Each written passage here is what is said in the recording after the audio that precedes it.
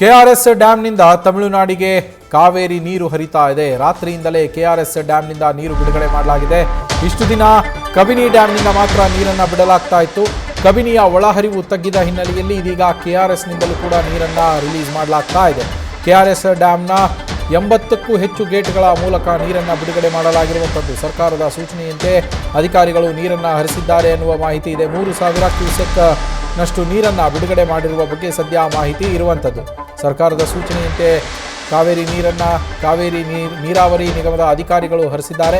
CNNL Kaveri ನೀರಾವರಿ ನಿಗಮ limited ಇದರ ಅಧಿಕಾರಿಗಳು ಇದೀಗ ಕೆಆರ್ಎಸ್ ಜಲಾಶಯದಿಂದಲೂ ಕೂಡ 3000 ಕ್ಯೂಸೆಕ್ನಷ್ಟು ನೀರನ್ನು ಹರಿಸಿದ್ದಾರೆ ಅನ್ನುವ ಮಾಹಿತಿ ಇರುವಂಥದ್ದು. 80ಕ್ಕೂ ಹೆಚ್ಚು ಗೇಟ್ಗಳನ್ನು ತೆರೆದು ಕೆಆರ್ಎಸ್ ಡ್ಯಾಂನಿಂದ ತಮಿಳುನಾಡಿಗೆ ಕಾವೇರಿ ನೀರನ್ನು ಹರಿಸಲಾಗಿದೆ.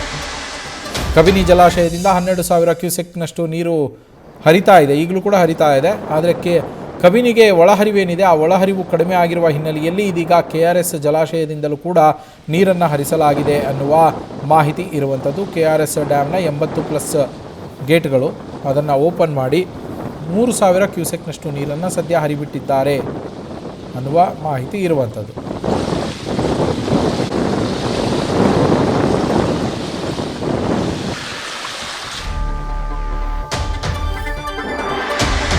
ಇನ್ನು ತಮಿಳುನಾಡಿಗೆ ಕೆಆರ್ಎಸ್ನಿಂದ 3000 ಕ್ಯೂಸೆಕ್ ನೀರನ್ನು ಏನು ಬಿಡುಗಡೆ ಮಾಡಲಾಗಿದೆ.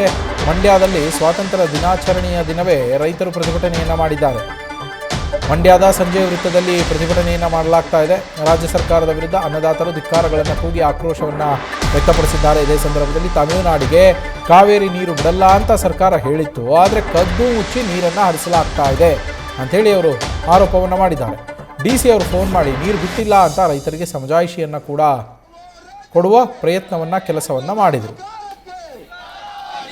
ಅನ್ನದಾತರ ಗೋಳು ಕೇಳದ ಸರ್ಕಾರಕ್ಕೆ ಅಯ್ಯಯ್ಯೋ ರೈತರಿಗೆ.